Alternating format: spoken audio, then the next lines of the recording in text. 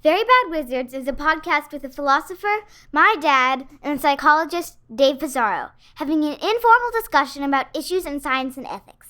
Please note that the discussion contains bad words that I'm not allowed to say, and knowing my dad, some very inappropriate jokes. You know what your problem is, Lewis? No. I mean, I ain't gonna fuck with you or nothing. I'm just trying to tell you something for your own good, all right? You think you're a good guy. The great boss has spoken. Pay no attention to that man behind the curtain.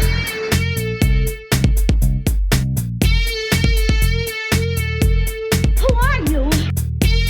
Who are you? A very bad man. I'm a very good man. Good man.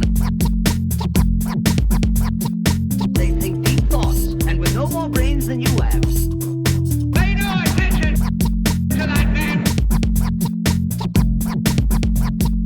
Anybody can have a brain. You're a very bad man. I'm a very good man. Just a very bad wizard. Welcome to Very Bad Wizards. I'm Tamler Summers from the University of Houston. Dave, this is our first episode after officially deciding to go ad-free on the podcast. But I need to ask, did we make a huge mistake? I've thought about that a lot. I mean, look, I think we did the right thing, you know. But boy, things were a bit easier when in the day, that ad money was coming in. Was flowing in. Yeah, no, I think we did the right thing too. And once we get the Patreon, kind of what we're going to do, I'll sort it out too. I think it'll be fine for us, not as good. There's always DoorDash, Uber driving. No, it's true. Do you know the origin of the salad days? No, I don't think I know that phrase. You don't know the phrase, the salad days? Uh-uh. It's actually, carefree innocence, idealism, and pleasure associated with youth. So I guess it's not an appropriate phrase here. Right. Salad days when we're like shilling for like protein bars or whatever. The innocent days. All right. Speaking of making a choice that will define who you are, define your identity, define how you understand the meaning of life, we are going to be talking or giving our top 3 existentialist movies with existentialist themes. We haven't done one of these in a while. So it's been a while. Yeah. Probably for a reason, but this time it's going to be great. This time it's going to be different. It's going to be different. Yeah, no, we'll soon remember probably why we haven't done this one in a while. The joke is that these are usually where they become rambly, huge monster edits for Tamler. That's the joke. I know that our listeners, you do such a good job that our listeners would never know this. Anyway, so that's what's coming up in the second segment. But first, thanks to Neuroskeptic and thanks to you for putting in our Slack. Thanks possibly being sarcastic as I say it. But yeah, we're going to talk about a new paper. We're going to check out what's the latest in the world of analytic philosophy. And by latest, I mean latest, 2024. Synthèse, good journal, really, borderline top 10 journal, especially in philosophy of mind, language. We have a paper by J.T.M. Miller, The Metaphysics of Puns. Do you want to read the abstract? Yeah, okay. In this paper, I aim to discuss what puns metaphysically are. I argue that the type-token view of words leads to an indeterminacy problem when we consider puns. I then outline an alternative account of puns based on recent nominalist views of words that does not suffer from this indeterminacy. Phew, thank God. Thank God somebody took care of it. I was worried we wouldn't know what puns are, but I think we're going to be good by the end of this paper. We haven't talked about this at all, so I'm kind of curious, what you thought about this paper. Did it scratch the itch that you sometimes have for this stuff? No, it scratched the itch to wonder why people publish things like this. I think you and I have expressed recently that of the domains of analytic philosophy, perhaps metaphysics is the most perplexing. Especially kind of ontology of Yeah. things, like of art, ontology of puns. And I honestly didn't know that there was like a new metaphysics of words debate. Of words. Yeah. Right. Like, separate, I guess, from the concepts. Yeah, separate from like discussions of semantics or Yeah. Let me just read the first paragraph and a half. So the paper opens like this. Lately, I've been selling houseboats. Sales are through the roof. This is a great pun. Yes. Sales, SAILS, yes, are through the roof. Do you agree that that's a great pun? No. What are your feelings about puns in general? All right. So I'll admit to something. I've always hated puns. Not hated. That's not right. Yeah. I've always thought that puns aren't funny. I think they're clever and they like give a satisfaction in this clever sense. But I think that they're not humorous at all. And I think that people who make lots of puns all the time are actually like quite annoying. Yeah, they should be separated from the rest of the community. There's a very weird thing with puns where when you make it, like the cleverness makes you feel like it's funny, but nobody else really cares. Like people. Paul, it's like I think, dreams. likes puns.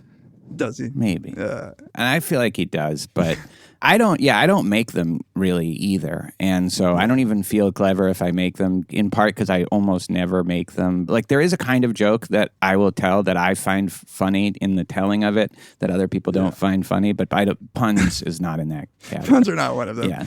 I do make them sometimes, but in a very heavy-handed, like corniness. Like trying to explicitly be corny, which, is probably also annoying. Well, that is a meta annoying thing about puns is often it's about the eye rolling and the dad joke and now you're talking about that. At its best, it can do that okay, but if nobody ever made another pun, I would be fine with it. Right. That said, an ex-girlfriend of mine once pointed out that I was a huge hypocrite because rap lyrics are full of puns. Oh, yeah. No, that's right. And I was like, no, that's a different category for me. That's wordplay. We call that wordplay. Yeah. It's not. I see another Synthez article. And then I thought about the rapper, may he rest in peace, Big Pun. And pun was always short for Punisher. But I was like, wait, was he making a pun on his name? I'm a huge fan of the Asterix French series of comics, and they are full of puns that I actually enjoy and are funny. And so there's a little hypocrisy in my general attitude towards puns. It's usually when people make them and they're not incorporated into some kind of art form. MF Doom, my favorite, it actually uses sales through the roof in one of his songs as a pun that I thought is very clever. But it's just like, it feels like a different art form altogether. That's so funny, really. Sales like SAILS through the roof? Well, he's talking about having an out-of-body experience and also selling lots of albums. And so he says, he's talking about floating above his bed while at the same time selling lots of albums. And he says a new meaning to sales through the roof. Oh, so there's three types for the word sale or the sound sale. Exactly. Not just two types. Right. But this is all just a distraction from the real question of this paper. What metaphysically is a pun? We all agree that this is a great pun, but what metaphysically is a pun? Is there anything we can learn about the metaphysics of words by considering the case of puns? And then JTM takes your favorite tack.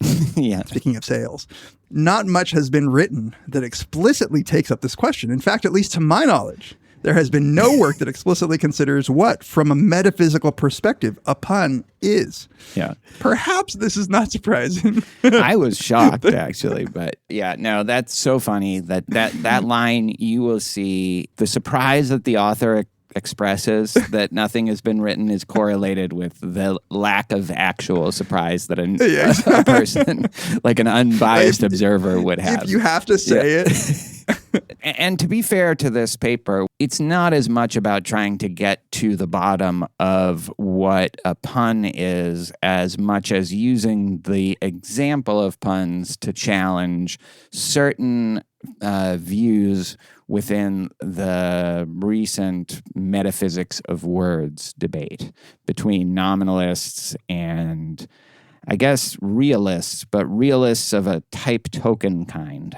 Yeah. Did you know about this debate? Had no idea. No, absolutely not. Yeah. Yeah. Did you? I think I did. I learned about it just in passing recently, but was only motivated through this paper to actually figure out what it was. Because it's different than the nominalism, universalism, or the nominalism, realism debate about other things like, metaphysical objects or even concepts. Although I guess concepts kind of does play into it. But this is very focused on actual words and what words are and what their ontological status is. Do you understand the debate, would you say? Yeah, I'll try to give my understanding very briefly. So the problem is this, like the dominant view, according to J.T.M. Miller, of the metaphysics of words is that every instance of a word, like when we were saying the word sales, is a token instance of a type, the word sale that can be instantiated in many different ways, whether you read it in a newspaper, whether I'm saying it on this podcast, wherever you read it, however it's spelled, wherever, there are a bunch of instances of this true type of word, the singular type. It seems like a very straightforward view that each instance of a word is a token of the I don't know what to call it other than type. Yeah, the type of that same word, although a single word can have two types. Yeah, and that's the tension, right? The pun all of a sudden introduces a word like sales, which is, at least in the spoken sense, is exactly the same, pronounced exactly the same. And if you try to assign it to a type, you realize that it's neither sales as in selling things or sales as in the things that go on boats. And so he says, this isn't just an epistemic problem when you make a pun. It's not just that we don't know which one you meant. It's that really you are using this word that's attached to two different types, and a token can't be attached to two different types. Like that would go against this type token realism. Yeah, so there can be, what do you call two words that sound the same but are different words? Yeah, homophones. Homophones. That's a pun that uses a homophone, but there wouldn't be any issue of the word sale spelled S-A-I-L having one type and the word sale, S-A-L-E, having another type, right? But later in the paper, they introduce another pun, another one we can all agree is a great pun. And I do think it's a, slightly better pun. The other day I tried to make a chemistry joke but got no reaction. Right. So in that case, the reaction word is the same. The reaction you might get by mixing two different kinds of chemicals versus the reaction you would get from a joke, right? Yeah. And so in that case, this word reaction, spelled exactly that way, has different types, but tokens of that word, it'll always be clear, I guess, which of the types it's referring to. Right. So he writes, in most cases, which type a token is a token of is clear. The word dog, and here he spells dog in lowercase, is, I take it, obviously a token of the type dog, and he spells it in all caps to distinguish the type.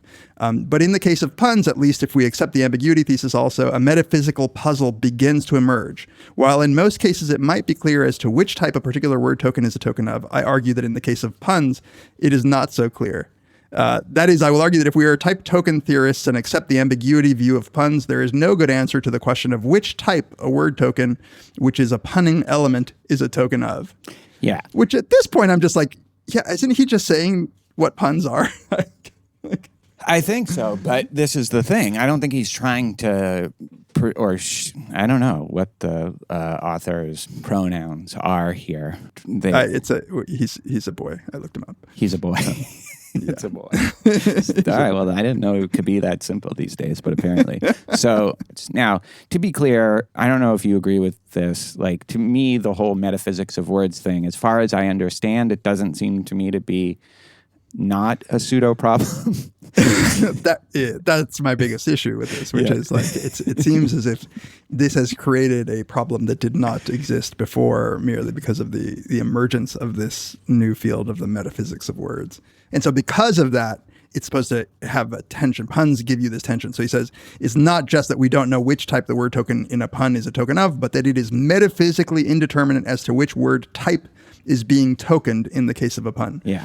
And he says, I'll argue that this indeterminacy is not merely epistemic, but is metaphysical, and on the assumption that we should not accept genuine metaphysical indeterminacy means that type token views cannot provide a good basis for a metaphysics of puns. Right. It might be a pseudo debate that just is another of the, in a long line of misguided debates in metaphysics. But to the extent that it is a debate, it does seem like puns here might pose a problem for type. Like I was compelled by the argument that puns pose a problem for the type token view of words because it really is indeterminate. It's not just an epistemological problem. Like that's the whole point of puns, like you were saying, is that it's playing on the ambiguity of the word so that you can't say, oh, this is a clear use of the type, reaction meaning chemical reaction or reaction meaning audience reaction. So let me give the other example that he gives. Yeah. So he goes on to flesh out this problem of indeterminacy. He says, okay, I said like the ambiguity thesis is that in a pun, there is a single token, right, the word reaction, that has multiple meanings. So accept that. But now if we also accept a type token view of words, that token, because all tokens work like this, has to be a token of some type. But which one? Which type is it a token of? And then he brings up well, first he admits that this is not a question ordinary speakers are likely to ask. Fair. Yeah. Fair to say. Yeah. But he brings this other pun into play. He says, desperate times call for desperate measures, so pour us each a desperate measure. Yeah. Right? So here the word measure is being used in two different meanings, and he spells it out. Measure 1 is meaning a plan or course of action taken to achieve a particular purpose. Measure 2, meaning a standard unit of, in this case, alcohol. So he's like, so tell me, metaphysicians of the type token school of thought, which one is measure in that pun? Especially, I think, the second measure, right? Yeah. Because the first measure is clearly type measure 1. But the second one could be either of them. And it is like fundamentally indeterminate which of those. Yeah. I actually take it, like a lot of these kinds of fundamentally misguided metaphysical debates can still bring out something in the topic that they're discussing, even if it's not anything to do with ontology or metaphysics. In this case, I was thinking, does that mean that this is a better pun than the first one and the second one? Because there is actual ambiguity of the second use of measure there, where it really could be both. So there's a kind of complexity to that pun that there isn't for the other puns. Yeah, I have that intuition too. And he says, why is this not just epistemic indeterminacy? If we were merely epistemic indeterminacy, then we might not think it particularly problematic. However, I think we have reasons for thinking that indeterminacy we've identified is metaphysical. If it were just epistemically indeterminate, you would just say, I just don't happen to know which one it is a type, the token is a type of. But there is an answer. And here he's saying, but there isn't actually a right answer, right? It's not just that you don't know. And you can think of this, like people talk about this in terms of quantum indeterminacy as well. Is it just the question of you can't know, or is it that fundamentally reality is indeterminate, right? This matters, this distinction between the epistemological and the metaphysical. The type token theorist about words could be fine if it was epistemic. It's like, well, it's not that everyone needs to be able to know which type this token word refers to, but it does refer to a specific type. But apparently, if we take the author at his word, they are committed to the view that every time a token of a word is used, it refers to a specific type, whether we can identify which type it's referring to or not. And in this case, in the measure case, so pour us each a desperate measure, it is Schrodinger's measure. Yeah, exactly. Although now that I think about that sentence, isn't isn't it just clearly measure 1 in the first clause and measure 2 in the second clause? So I thought of that, and I think Yeah. not. This is why I was saying that I think this is a Yeah. more sophisticated pun. He says, pour us each a desperate measure. So the shot is both a measure of the alcohol, but also a measure of trying to deal with whatever they're dealing with. Right. So at some point, be he both also, types, though. yeah. And at some point he says, I love this argument because part of me was all like behind it. And part of me was like, this is so absurd. He says, okay, you could think in the reaction pun that reaction 1, the meaning of chemical reaction, reaction 2, the meaning of audience reaction, that the use of the word reaction there, it is now referring to a third type. And that third type is reaction, the type that refers to either this or that. A disjunctive view. Right. Like, and it's introduced metaphysically. Like whenever you create a pun, metaphysically, you create a new third type. And that third type is this word when it means both of these things at the same time. Yeah. And his response is like, God forbid that we like go around every time we pun, we're like creating a whole new like ontology of words. Like that just seems like terrible. It's like how people feel about spinning in his grave. It's like what people think about multiverse theories. Like surely you can't just come up with a new universe every time. Yeah, it's just too much. Happens. Like you just want to like save the universe problems by just not making choices. This is why we don't respond to emails. Right, exactly. But we read them. I don't mean listener emails. I meant. So, like I said, I think as far as this goes, this is a good objection to this debate. And any issue I have with the paper is just like, I'm not sure that this is something real that you're arguing over. But just to be clear, I don't think we've talked about the nominalist view of words. But the nominalist view is the one that always seems and always have in pretty much any time nominalist versus realist or universalist or whatever, like always seems to me just the intuitively obvious position on these things. And the nominalist position here is, look, these are our words. We create them. They're our tools, and we use them in all sorts of different ways through the artifacts of history and culture. They take on different meanings, and there's nothing more to say about it than that. So one thing in trying to do a little investigation as to what this debate was all about, I came across something kind of interesting, which is here's why you would be not a nominalist like I am, but some kind of type token realist. If that could explain, that had some kind of explanatory power that nominalists couldn't account for. In other words, if you could use this machine, this metaphysical machinery, had some kind of explanatory value, then that's a reason to be a type token realist about words. If you're going to wade into this area, which I wouldn't recommend, but don't let us 1,000 flowers bloom and all that. Like, I do think that is as compelling a defense of like why we're talking like about this at all, is that maybe we could get some explanatory value out of it that we don't have if you're just going to be like, well, they're words. What are you talking about? We use words in different ways all the time. And ultimately, we are the ones that created them. So like metaphysics doesn't enter into this, which is, again, what I pretty much believe is to be the case. So I'm not sure I followed what you were saying. You're saying that the reason to hold a type token realism view is because it might explain something? It might explain something about the way we use language, the way certain words keep cropping up in certain contexts that a nominalist can't explain. And so it has value that way. And so, because otherwise it's just a candidate for Occam's razor. Why add another ontology, this time of a certain word? Why add that to your metaphysics if it's not doing anything? But if it is explanatory in some way, where the nominalist either has to shrug their shoulders or come up with a much more convoluted explanation, then there might be a reason to do it. Again, I'm not sure what that would give it a kind of metaphysical status that it didn't have before, but it would at least be worth then, I think, engaging in this kind of thing. Yeah, I guess I'm just not clear what it would explain as a metaphysical theory. And I know you're not defending Yeah. it, but I get that maybe the people who hold this think that it can explain something. I was coming at it as maybe this is sort of the default in a way that like a lot of realism is default. So, but like let's take physical objects and categories, right? So I think one of the ways in which we even acquire the concept table is that you see a bunch of instances of tables and somebody tells you these are all tables. And so you have now like a theory about what a table is.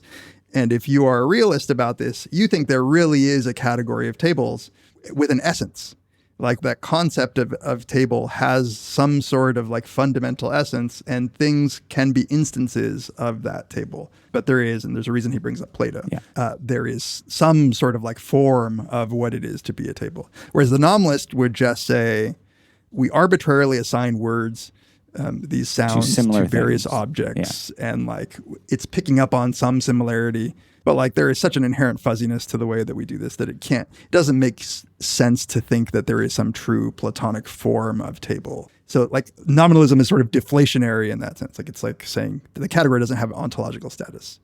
Yes. So I agree with all of that, except that I think what Miller is arguing against is not a Platonic kind of realism, because, Platonic realism has its own issues, and listeners can take that up with Jeffrey Watermill. But this new kind of type token view isn't Platonist, and so is, I think, much more, if it's going to be valuable, it has to be explanatory, because it's not adding some kind of form to your whole metaphysical understanding of the universe. One of my favorite sentences here is, my own view is that these problems indicate that Platonism comes at too high a cost to pay to solve the issue raised about puns.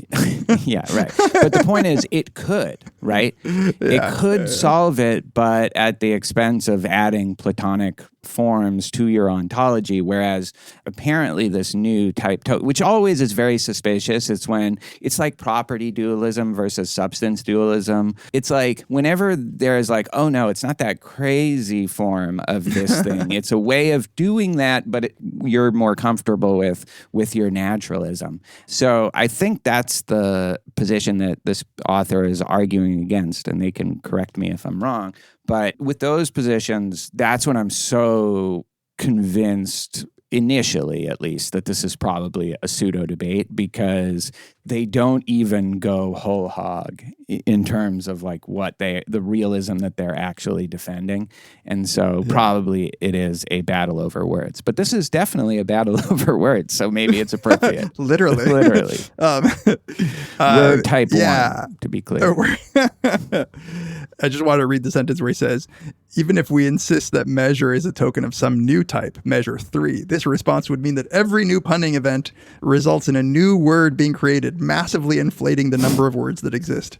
Which for some reason just makes me think like how hilarious it is to be a metaphysician and have the power to add reality by like making a pun. Like you have to use it responsibly. We can't just keep creating new things, new types of words. Then, like where will it lead to? Yeah. Okay, so like maybe just let's wrap up since you did some background on this. So he says, I can avoid all this problem by saying that word types are then taken to be bundles or sets or collections or pluralities of tokens. And so is the move here, is it just like there is no like deep essence to any word type? It's just sort of like a family resemblance or an arbitrary set of criteria that we use. So the metaphor that came to my mind is, how like say you're organizing your photos in your software, you can have like collections of photos, but any single photo could belong to multiple collections, and there's no need to say that there's only like a singular category that captures that what photo. This photo is. Yeah, exactly. And like that's true. Like that's the right way to think. Like that's so the right way to think about this stuff. Like in almost every instance where family resemblance rather than some kind of extra realist ontology is possible, it's the right thing to do, and it's the thing that all normal people do, except in this one field at this particular point in our history in, the English-speaking Western world. It's interesting that the view that there might be a real type, like a real capital R type that a word is referring to, seems to me to be maybe just a result of like, I think dictionaries, the creation of dictionaries kind of fucked the way that we think about concepts and about language. Like if you think of a dictionary as a collection of the real types of words that exist that you can then refer to, and you go and you see, oh, sail, it has definition 2 and it has definition 3. And so like I can easily say like there is the true existence of the word sail. Whereas like in like a regular language that whatever we spoke for thousands of years without having dictionaries, didn't seem like you would just default to the view that like... No.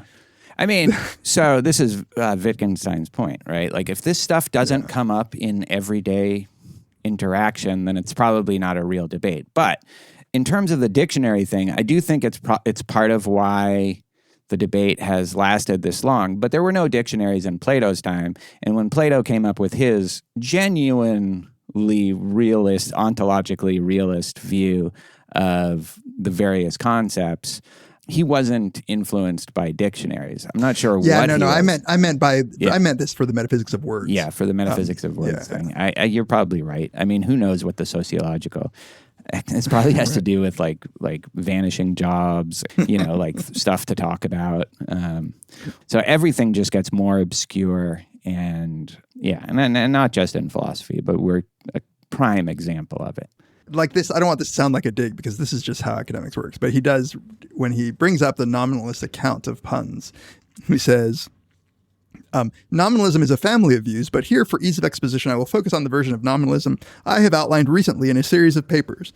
2021A, 2021B, 2022A. You know how you have a 2021A, 2021B, and 22A is if you write about like this kind of stuff. And you could just see it because like, I'm sure I've done it. You could just see like somebody going like, oh, this is interesting. Here's a counterexample. Like, what about puns? Yeah. And you're like, there's a paper there. I need to think about that. But yeah, there's a paper there. Totally. I was talking to some students and they were like, you wrote a paper about zombies, which you always bring up too. And I was like, yes. I mean, it was a seminar paper and, like I had a little point to make. You can do that kind of paper. It's just, I urge J.T.M. Miller to ask himself, is this really what you want to focus, the rest of your, or even for the foreseeable future, your inquiry? And if so, then go for it. I think this might be the first time I'm easier on a hardcore analytic paper than I'm shocked. I know. I'm shocked. Like I will give JTM Miller credit. Like if you're gonna do this kind of work, I think you doing a paper on puns seems like kind of a cool version of doing that. Yeah, I think and thorough and I'm convinced at the very localized level of if you accept that this is a real debate, which I don't, and you accept that this is the right characterization of the type token realist view, then I think this is a good counterexample to that and good for you. Like, I feel like we caught you on like a fucking good day or something. Yeah, maybe. Man. Like you must be in a good mood. Like you must have gotten laid recently or something. Yeah. Last thing to close, although my aim was not to directly assess why puns are funny, it still is the case that a metaphysics of puns needs to minimally be consistent with theories about why puns are funny. Now you've lost me. JTM Miller, you've lost me. I don't wish you well anymore because there's anytime someone talks about theories about why anything is funny, I think that's ridiculous. But why puns are funny, it's like I have so much to object to just within this sentence. Theories about humor, why puns are funny, it's tacitly assuming that puns are funny, which they're not. As I was reading it, I was just thinking like he's definitely teeing up his next paper. Like this is just like the obviously 2024 B. B. Yeah. Yeah, but you're totally right. It's like saying you're writing a paper on sexual attraction. You're like, but any theory must at minimal be consistent with like the fact that feet are hot. Yeah, right. And it'd be like the fact that I am really hot. And it's like it doesn't have to be consistent with just that you think feet are hot. It just has to be consistent with at the very least truth. Be consistent with. All right. All right. Let's come back and talk about existential movies. Just a shock. Just a shock.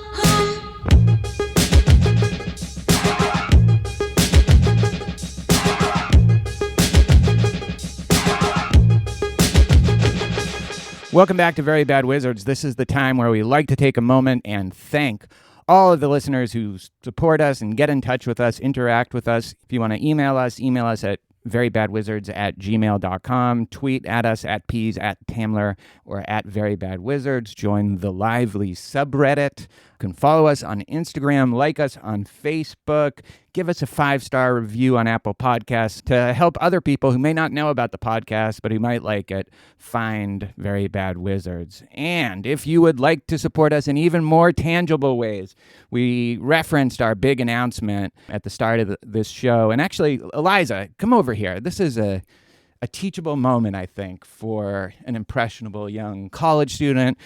You remember how I told you that we're not doing ads on the podcast anymore? Yeah, Do you remember why? Remember the reason I told you? because you weren't getting enough ads anymore? No. The reason, like why we're not doing it. Oh, because you weren't getting enough money per ad. No. I mean, no, not just that. The reason.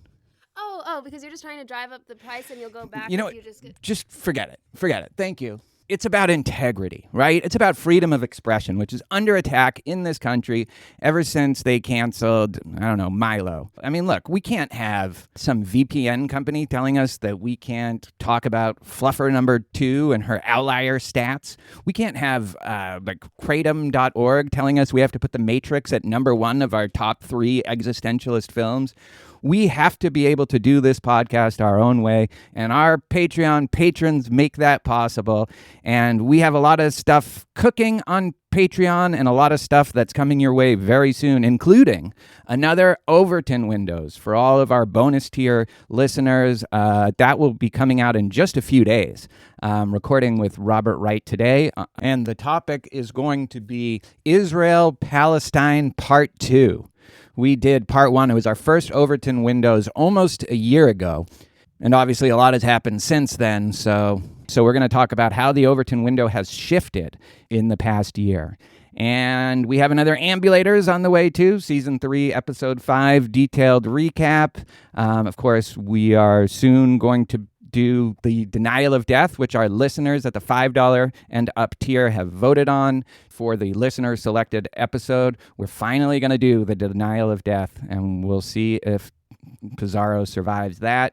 And of course, our $10 and up listeners get to ask us a question every month, and we put out a video recording of our answers for them and an audio recording for all of our bonus tier listeners. Patreon, the best way to support us. We're so grateful for all the Patreon support. There are other ways too. You can buy some swag on the site and give us a one-time or recurring donation on PayPal. So thanks to everyone for interacting with us and supporting us. Let's get back to the podcast.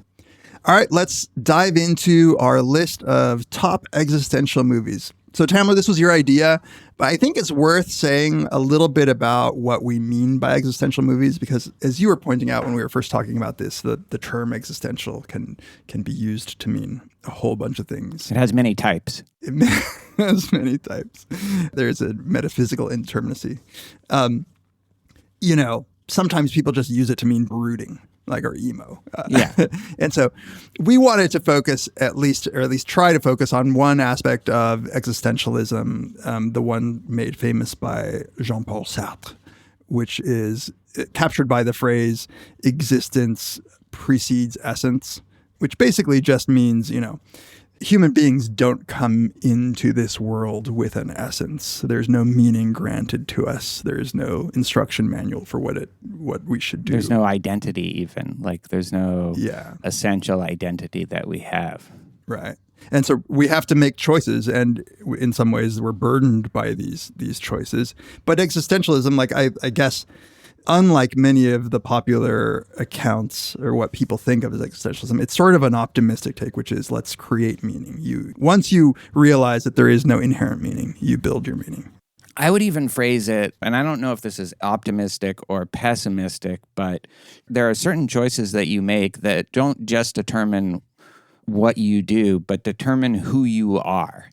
And that's where the essence part comes. The Sartre example, as we've talked about, is the soldier that has to choose whether to fight in the resistance against the Germans or stay home and take care of his sick mother. And making that choice will not just determine which of those two things he does, but what kind of person he is. And that's certainly what I focused my list on. Choices that are connected to a person's identity. Except actually in one case. Yeah. Yeah. All right. Should we get started? Yeah, let's get started. All right. So my first choice, and as soon as this popped in my head, I thought, oh, this has to go on. It is a movie from last year. It is called Anatomy of a Fall. This is co-written and directed by Justine Triet. And it stars Sandra Huller, great German actress. She was also in Zone of Interest from last year, and this movie, Toni Erdmann. Have you seen that? No. Absolutely fantastic movie. It's like a 3-hour movie about a woman whose father, kind of deadbeat stoner father, comes, and she's like the successful businesswoman and just has to deal with that. And it's very good. Anyway, she's great in this, and she has to do a lot in this movie. She kind of carries the movie. It's about a husband and wife. They're both writers, and they have, I guess, a kind of half-blind or mostly blind son. You saw it, like... Yeah. He doesn't seem completely blind, but he is... severely not able to see. Differently abled regarding visual capacities. And they're living in the French Alps, some town in the French Alps that I guess the husband is from. She is German in the movie. At the beginning of the movie, the husband is found dead by the window and a shed of their house. And Sandra, the wife, was home. And she was in the house at the time this happened. Daniel had been on a walk with his dog, Messi. Great dog performance. Fantastic child performance in this, too. During the time that the husband either fell, was pushed, was killed, whatever happened to him, Daniel and the dog were away. So Sandra was the only person in the house at the time. And she's soon arrested for her husband's murder. And the movie is mostly covering the trial, which is great. Like all the scenes of the trial in the French courts are just beautiful. And I love the French trial system. I love the looseness of it. It is like a trial system kind of. Like to the point where I was like, wait, is this real? Like, is this... which I actually don't know if it's like that or not exactly. But all my issues about like procedural bureaucracy and how that interferes with like none of that is a problem in the French court system as it's presented here. As the trial goes on, we really get a sense, because this is very important to the trial, of the dynamics of their marriage. And this is oversimplifying it, but he was kind of a failure as a writer and seemed to resent Sandra's success as a writer. And Sandra, for her part, she's not one to indulge weakness or vulnerability because she's German. And, they don't like, they don't respect that. So their marriage had hit the rocks. Or the shed, I guess you might say. Okay, so now I'm going to spoil something. So if you haven't seen it, I don't know how much this exactly matters, but if you haven't seen the movie, I recommend going to see or hitting ahead 30 seconds or whatever. As the movie goes on, you start to realize, oh shit, we're probably not going to learn whether she really did it or not. And neither will any of the characters except Sandra. Like, she'll know, but that's it, right? Yeah. And most importantly, the son, Daniel, again, terrific performance by that kid. He can't know for sure if his mother killed his father, right? And he was close in his own way to both parents. He was an only child. So, that's a really tough position for him to be in. Now, at the end of the movie, he gives a key piece of testimony that appears to exonerate his mother, but also I think the viewer is supposed to at least suspect might be made up, might be fabricated, right? After this recap, I want to get your take of this. But I think he did make it up because right before he gives this testimony, he has this conversation with, what's her name? Marge, the caretaker, this French woman who was assigned to live with them for the past year to make sure that Daniel can't be influenced by his mother during the trial. And so she's just been living with them for a year. And then she has this conversation with Daniel on the walk. He's like, I don't know what to do. I don't think she did it, but she might have. I don't think my dad would take his own life, but I could maybe see it. So this is what she says. She says, when we lack an element to judge something and the lack is unbearable, all we can do is decide. To overcome doubt, sometimes we have to decide one way over the other. Since you need to believe one thing but have two choices, you must choose. This is all in French, by the way. And so Daniel says, so you have to invent your belief?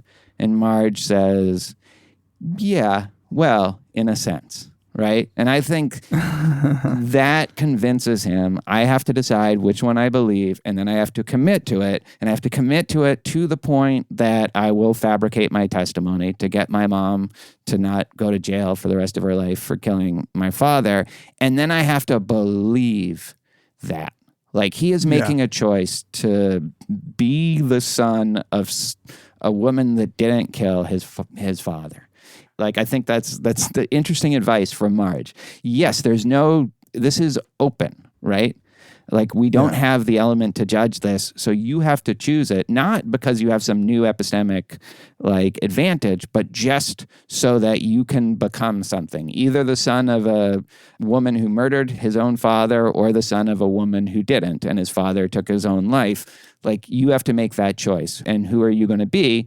And he makes the choice. And I think it's pretty clear in that last scene with him and his mother that they both know that he made up that last story.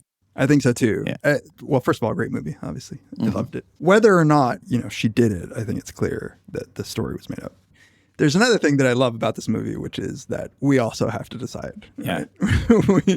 we have to sort of decide at lower stakes, obviously, whether we're going to believe that this was a movie where a wife killed her husband and now is living with her son as a murderer, or whether this was a misunderstanding. And I love that they refuse to tell us what the truth of the matter is, because it is, to me, microcosm of the active role that we play in shaping our own reality. And so that little boy, to make that decision so early on, I think it captures that part of existentialism where these are, Kierkegaard focused on the anxiety, the crippling anxiety of having to make these choices. And many existential writers focused on the crippling anxiety of having freedom. Once you realize that you have freedom and you have to make choices, this little kid has to, how old was he? He's 10? Yeah, 12 maybe. 12, yeah.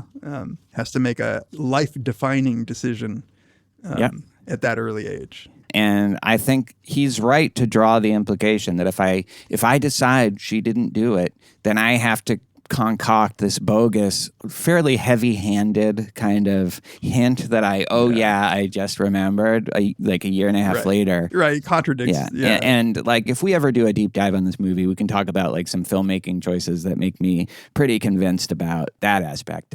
Do you think she did it? What did you decide? Because we don't have to decide to define who we are. We don't have to decide. Yeah. I definitely thought that the boy lied. I think at the end, I didn't think that she did it. Yeah. But I don't know. That was mainly on my assessment of the character. The husband's character. Yeah, well, and her character that we learn about. Yeah. But it did feel kind of like a choice to believe that. Movie also features steel drum version of PIMP by... Yeah, so good. Yeah. That's right. I forgot about that. God, I want to watch that movie again. It's so good. It holds up a second time, 100. And then you can just really appreciate the French trial and the performances. Wait, so did you think she did it? I think she did not do it. But, like my credence is not high. When I say credence, like like someone would say priors, Yeah, your priors have... The facts surrounding the trial, like neither of those things totally make sense forensically. And so it is really hard to tell. And I love, it's a great movie. Good job, Justine Triet. I hope to see a lot more from you. And I'm so glad that movie just, for whatever reason, was kind of a hit and a big Oscar contender. And just, you wouldn't necessarily think that would be the case, but it was. Yeah. I love the recreations. Yeah.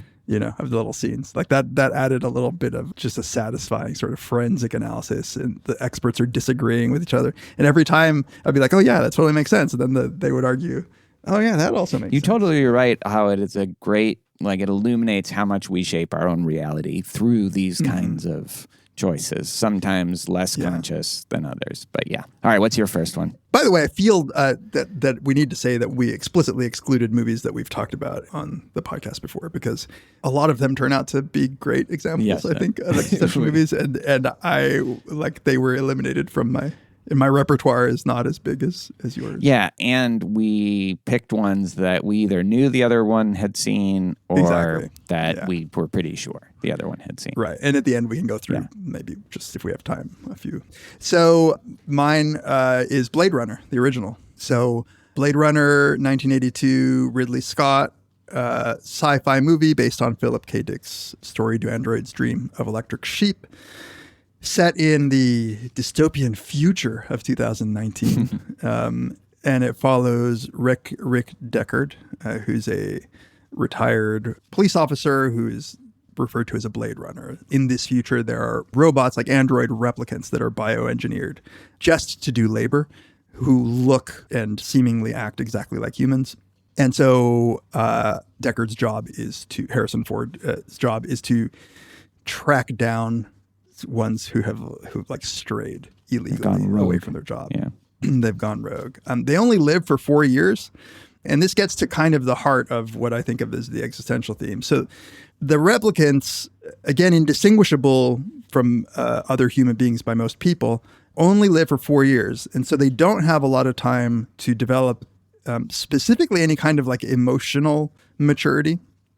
And because of that, the way that Blade Runners are able to figure out who is an android and who's not is by using this thing called the Voight-Kampff test, which is essentially, imagine some cool cognitive science experiment where they just flash emotionally evocative pictures and measure your reactions.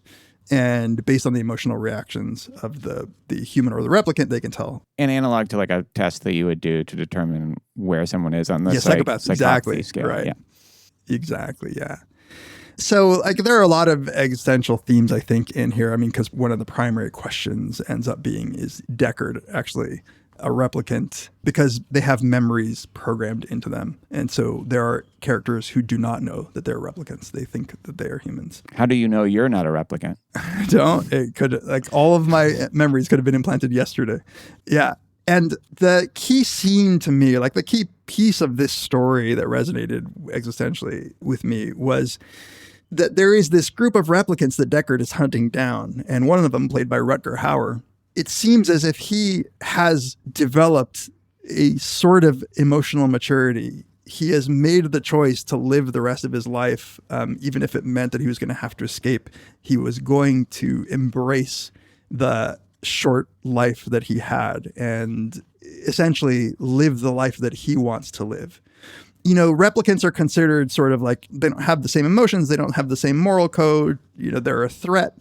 But in the end, when there's a confrontation between Deckard and Batty, the one played by Rutger Hauer, Batty just makes this decision to save Deckard's life, which shows a degree of compassion that these replicants aren't supposed to have. And this is a theme in Sartre, which was, not only did he believe that you had freedom to shape who you were with your explicit choices, he thought you had freedom over your emotions. He was deeply believed that your emotions were your choice.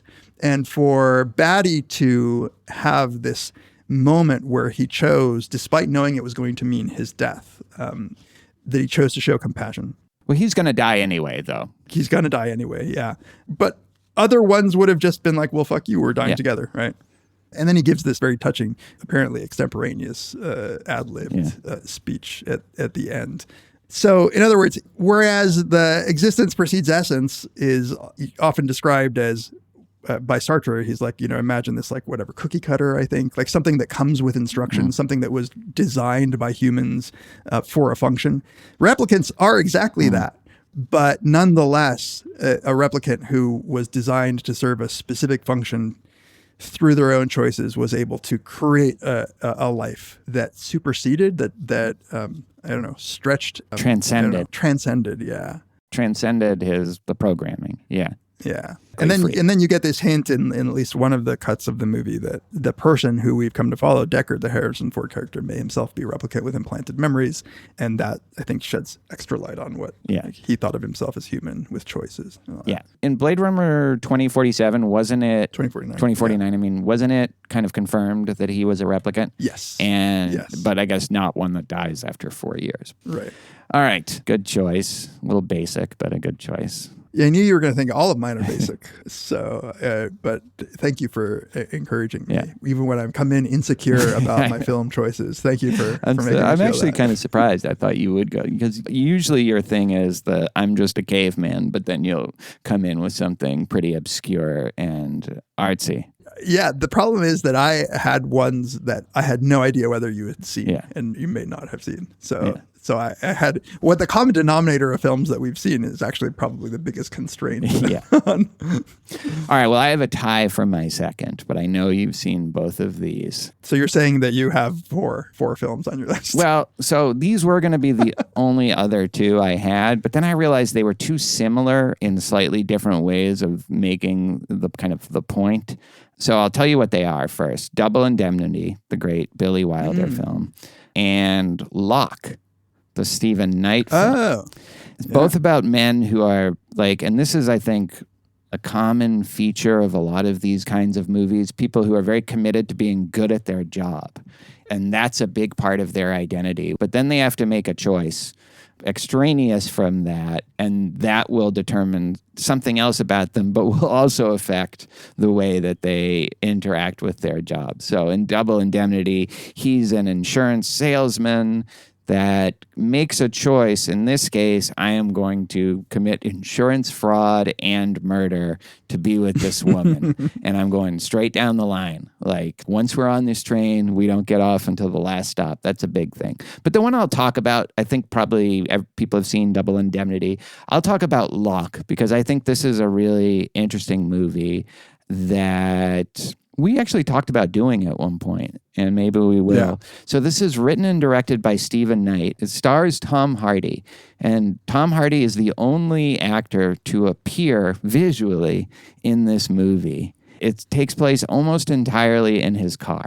Like, it's 98% of the movie is just him driving from Birmingham to London. There are other famous actors in it, but they only play voice roles because he's constantly on the phone during this. Olivia Colman, Andrew Scott, Tom Holland. So Tom Hardy who's great in this, by the way, just absolutely phenomenal. It's amazing. Christopher Nolan, like what you can do with Tom Hardy if you don't muffle up his voice to the point of incoherence. Like, look into that for the next one. So he's Ivan Locke. He's some kind of supervisor or foreman for a construction company, and they are prepping for the biggest concrete pour in European history that doesn't involve a nuclear site, according to some synopsis I read. But just as he's finishing the preparations for that, which is happening the next morning, he gets a call from somebody who he had like a one-night stand with on another job, a colleague who you get the sense that he has zero feelings for. And also that even sleeping with her was something that he did more out of pity or compassion than desire, but he did do it. And so he gets this call. She's about to have a baby from that one-time interaction that he never had any intention of pursuing, and she didn't really either, it seems like. But she desperately wants him to be there because there might be complications with the pregnancy, and she just wants him to be there to have support. So Locke has his family. He has 2 sons, I think, at least, and a wife. And they're waiting for him at home. He has this job that he needs to be close by for the whole time. And now he has to make this decision whether to risk all of it, not even just risk, sacrifice his job, his family, just to be with this woman who he doesn't really care about, right? And I think the choice comes early in the movie. He's literally at a crossroads, and he has to decide whether to go right or left or right or straight or something like that. And you see him, he thinks about it, and he makes the choice to go to London to be with this woman because he knows that that choice will either define him as like a person like his dad who will just abandon his obligations and his responsibility in order to preserve, whatever kind of prosperity and life that they want to pursue, or he's not going to be that. He's going to be the person that is there for the woman, even if it's just temporary and, he's just offering her support in this moment, right?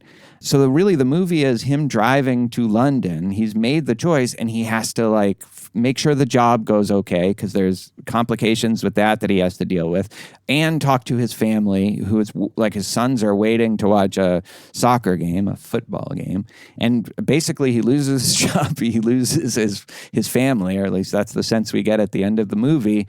But he maintained this part of him, which I think he thought he was. He thought, I'm not like my father. I am not the guy that will just abandon this woman, even if he doesn't really owe her that in one sense, but he, in another sense, he can't be a kind of person that will abandon vulnerable people no matter what. So he makes that choice. And at the end, he has preserved that part of himself, but it came at the cost of his job and his family, as far as we know. And I think that it's less a choice to create who you are, but more a choice to preserve your conception of yourself and actually make it real. Like, this is who he thought he was. So he had to make the choice to preserve his self-conception rather than to create it, like I think maybe Daniel is doing in this situation. Right. And it takes clear courage. Yes. Moral courage to the highest degree. Yeah. Yeah. It's a movie that I don't know how to describe this ratio.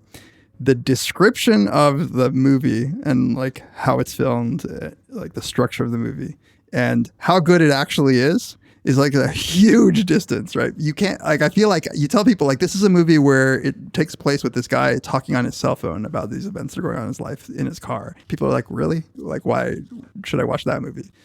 And the performances where you really get this such a good sense of the bravery that it's taking to do this and why he's doing it, and the pain in the voices of the other people who he's screwing over in some way because he's choosing to do this. And the surprise, I'm not even clear that I agree with, what he should be doing in this situation, but I respect why he's doing it. He is a master of his own fate, and he is not backing away from any of the consequences. Yeah, not at all. And then the Tom Hardy performance, the calmness with which he's dealing with the shit storm that is occurring is so good. It's just it's a perfect performance because it's not dead. It's not numb. You know that there's stuff boiling inside of him, but he is the kind of person where that can't come out, but he keeps it together without it seeming like he doesn't have these emotions. I mean, I couldn't, I would just collapse in panicked anxiety if I was in that situation.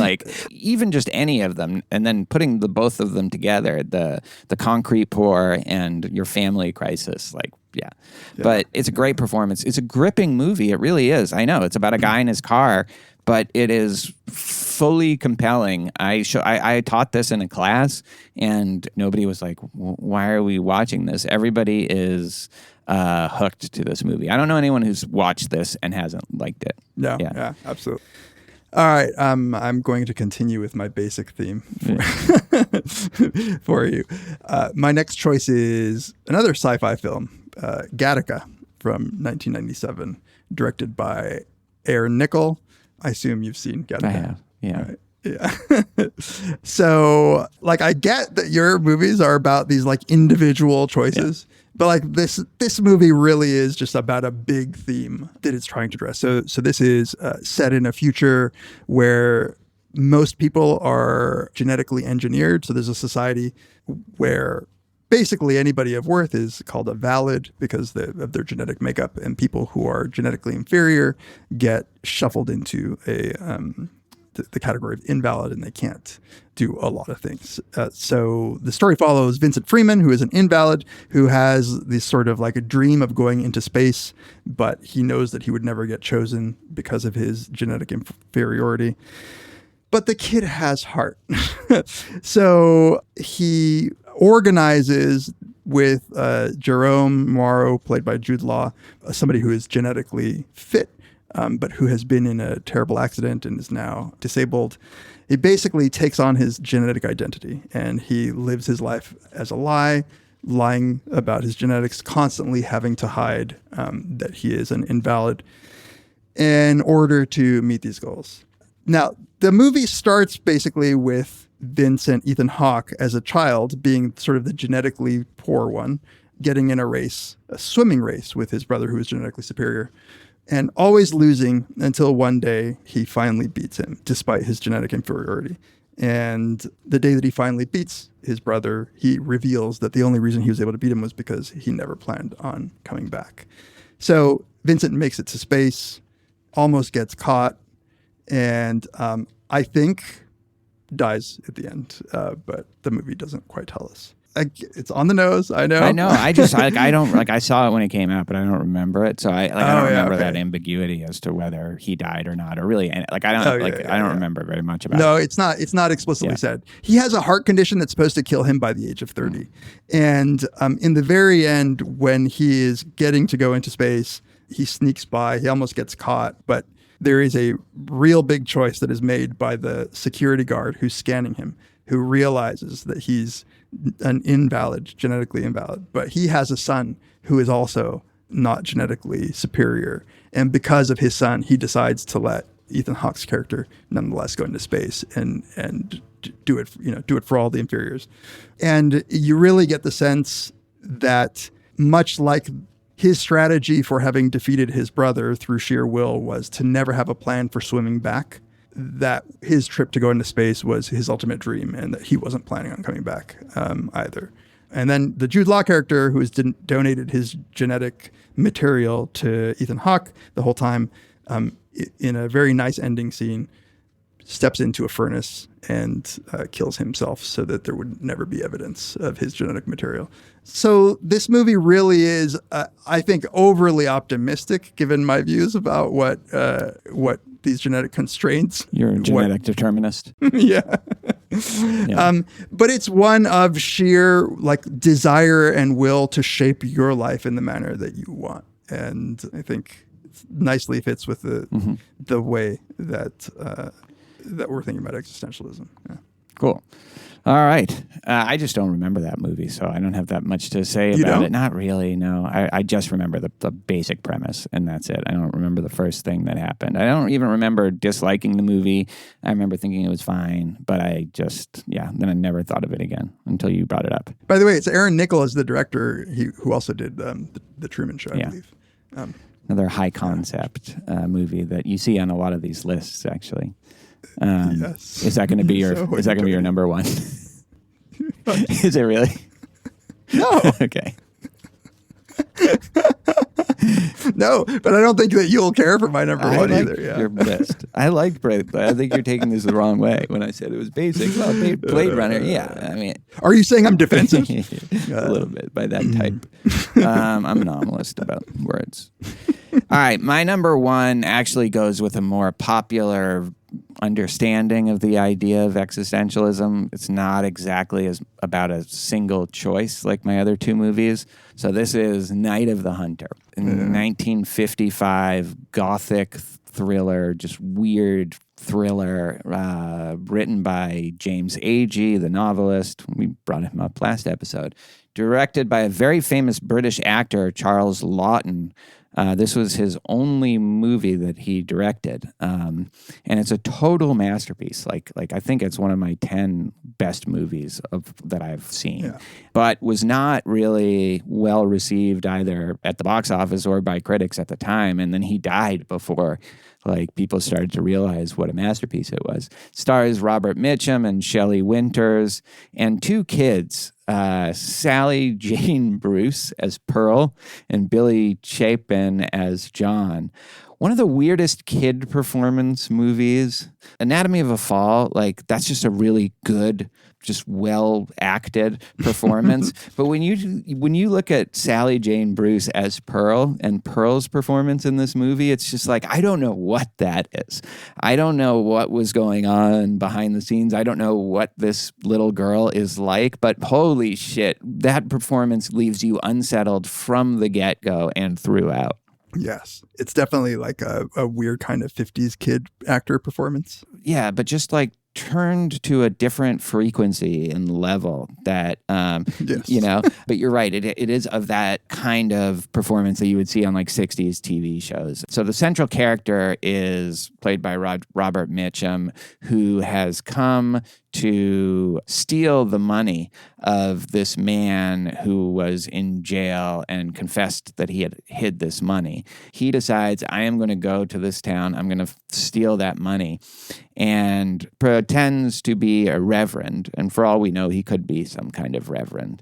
And he comes there and he seduces the wife, played by Shelley Winters, and becomes the father and caretaker of those 2 kids because she's immediately murdered. And there's this famous scene. He says, Ah, little lad, you're staring at my fingers. Would you like me to tell you the little story of right hand, left hand? The story of good and evil? H-A-T-E. It was with this left hand that old brother Cain struck the blow that laid his brother low. L-O-V-E. You see these fingers, dear hearts? These fingers has veins that run straight to the soul of man. The right hand, friends, the hand of love. Now watch and I'll show you the story of life. These fingers, dear hearts, is always a warring and a tugging, one against the other. Now watch 'em. Old brother left hand hates a fighting, and it looks like love's a goner. But wait a minute. Hot dog loves a winning. Yes, sirree. It's love that won, and old left hand hate is down for the count. this is what I mean. It's about the world making this choice. This is a dark movie. So at a certain point, the son just runs because it becomes clear that he's going to kill the two little kids so that he can get the money. Yeah. And so the son takes the money and they get on a boat and start going down the river, and he's hunting them. And it's just this movie is so fucking good. These scenes of him on the horseback and them in the boat are just completely mesmerizing. Silhouetted, yeah. Haunting, and just burns in my mind. It does feel like it's attacking some primal question about what kind of species we are or what kind of world this is. Is it a world of love or hate? And given that there are these people in the world, and given that there are also good people but are gullible, and then good people like John, the older son, who wants to, maybe because he's still young, resist the hate and the greed and the evil. And, at the end, I think in a way that doesn't seem like a cop-out, you do get the sense that maybe hate is at least down for the count, if not out, because they are, spoiler alert, taken in by a woman that isn't gullible or deluded about what's out there in the world, but still chooses love and care for others. And it's just this movie is awesome. It's also not long at all. It's well under 2 hours, 90 minutes or something. One of the most amazing, incredible scenes is the underwater scene of her body, which her is corpse of her body. Yeah. Shelley Winters. Yeah. It's just beautiful in a very morbid way. One wonders, or I wonder if this would have been a different movie outside of the Hays Code times, because you can see it as an effective movie with a pretty dark ending. You mean, yeah, if they had been able to end it in a To like show a the bad guy Chinatown win. ending Yeah. instead of the ending Yeah. we get. You know, I think it would have been almost unbearable then. Like, I think it would have been Yeah, like, I maybe. don't think I would like it as much. By that time, you're so invested in those kids not being killed by this guy that I think I couldn't have handled it. But yeah, you're right. I wonder if that was even considered as something they wish they could have done. I don't know. And yeah, like you said, it was his only movie, which is kind of sad. It's so sad that he didn't realize how everyone belatedly appreciated it. Yeah. All right, that's my list. What do you got? Wrap us up. Good list. The Matrix. My last movie is fuck you. No, this one was hard. I had a few candidates. I ended up picking Dog Day Afternoon. Huh. Yeah. See, that's more, the kind of stuff That's you what you're usually trot out. expecting. Yeah. So Dog Day Afternoon is a 1975 drama directed by Sidney Lumet. Lumet, starring Al Pacino, John Cazale. And it's about a bank robbery. It's based on a real story. It's about these three guys originally, who attempt to rob a bank in Brooklyn. One of them wusses out right away. The other two stick around and take hostages. And it is from the get-go just doomed. Like, they're not very competent as bank robbers. They're taking hostages from the bank. But they don't want to kill anybody. They seem like nice-ish guys who we find out eventually why they were trying to rob a bank. It was for Sonny, Al Pacino's love interest, which was a trans woman who wanted to get a sex change operation. So he was trying to get the money. So he actually develops quite a relationship with many of the hostages. They become friendly. There is a dynamic with the police are surrounding, but there's a crowd of people who are cheering him on outside. The police are trying all kinds of tactics to take them down. But again, they have the support of the people. It finally ends with they negotiate with the police that they're going to be taken to the airport and put on a jet.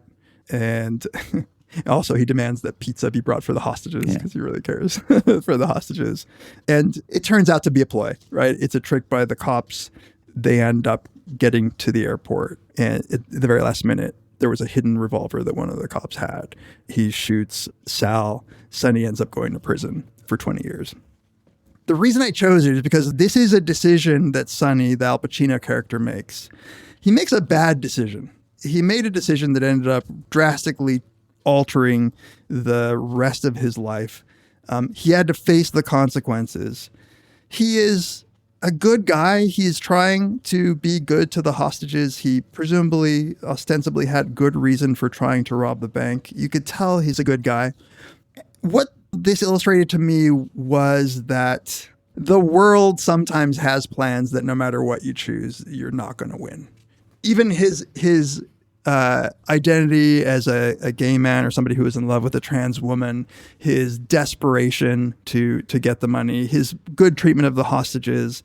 From the moment, though, that they go into that bank, you just know it's not going to end well. And this is, I think, illustrative of the aspect of existentialism that is sometimes focused on, which is that the world sometimes has plans that you can, no matter how much freedom you have, the world is a cold place. And your decisions might have consequences, and you're not able to define yourself fully. Yeah. You're not able to pull yourself out of the situations that you were in, no matter how hard you try. And it's a tragedy like that, but it's one that, at least to me, kind of at my core, and maybe this is in part because of Pacino's performance, you feel that desperation of wanting to be able to create your own life, but not having the ability to. Yeah, it's a futile quest. I think a lot of movies that I would call existentialism are about ultimately doomed quests. And so the choices you make aren't related to whether you'll succeed in your quest or not, because that's already determined. It's, well, what's he going to do given that he's going to fail? Is he going to kill a bunch of hostages? It's really more how you comport yourself in the face of this kind of ultimate failure. And I think that's a great example of that kind of movie, Dog Day Afternoon. One of the best scenes is, in fact, when he realizes that he has people on his side out there cheering him on. He runs out and starts yelling, Attica, Attica, to rile them up about the recent prison riots in Attica. Like, Yeah, it's fun. It's a great like mid-70s New York movie too. It really captures just like you can smell it. Exactly. You feel like your air is harder to breathe because of the, like yeah, you could feel the cigarette smoke in the air. Yeah. And, like, it's a really good movie, and one of my favorite Pacino performances, really, aside from Godfather. You know, the negotiation thing, I always thought he at some level knows that it's bullshit. The whole time. I feel it, yeah. Like you know, he has to pretend that he doesn't, because this is about playing this out and trying to be a good person as it plays out, but he knows. Yeah, and he's trying to protect Sal too, you know, Yeah. like in a very Lenny kind of way. John Cazale, I mean, everyone makes this point, but he had a string of movies that is just completely unparalleled in the 70s, and then just died. Yeah, every single movie he was in was a total masterpiece. Yeah. The movies are The Godfather, The Conversation, the 3 Francis Ford Coppola movies in 3 years: The Godfather, The Conversation, The Godfather Part 2, Dog Day Afternoon, and The Deer Hunter. Just bang, bang, bang, bang, bang. You know, like unfucking believable. Incredible. Yeah. And unfortunately died young. Yeah, died soon after that in 1978. All right, good choices. Do you have any Bring Out Your Dead? Yeah, so like if we didn't have we can't choose movies that we did a deep dive on, Ikiru to me is maybe the ultimate existentialist movie. Yeah. You know, Stalker in other senses, 2001, same. Burning for sure. Eyes Wide Shut. Twin Peaks Fire Walk with Me was a consideration. No Country for Eternal Sunshine. Eternal Sunshine, absolutely. Yeah, that's a big one. Like, do we do this relationship, even though it's a doomed quest probably, but we're still going to do it. And then A Serious Man, Persona, like a lot of identity movies, you know. Yeah, as I was like going down the list of movies I want to talk about, I was like, oh, did that. Yeah. What about you? Yeah. What's your list? You already mentioned, but Ikiru and Eternal Sunshine were at the top. I considered, because I think there really is a way that Apocalypse Now captures an aspect of existentialism that's really about how you deal with the horror of the world, and the difference between Kurtz and like Kilgore, and just the various responses to the horror that is existence. Like to me, it's one of the best films ever made, and it's a war film, but it's about so much more, I think. Yeah.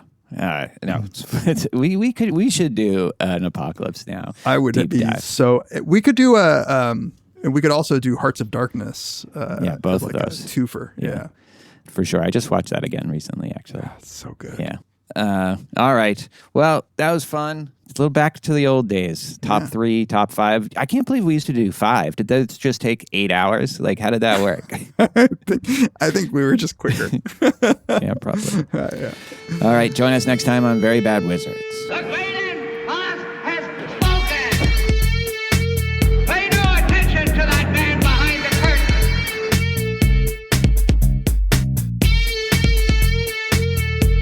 Who are you? Who are you? A very bad man. I'm a very good man. Good man. They think deep thoughts, and with no more brains than you have. Pay no attention to that man. Anybody can have a brain. You're a very bad man. I'm a very good man. Just a very bad wizard.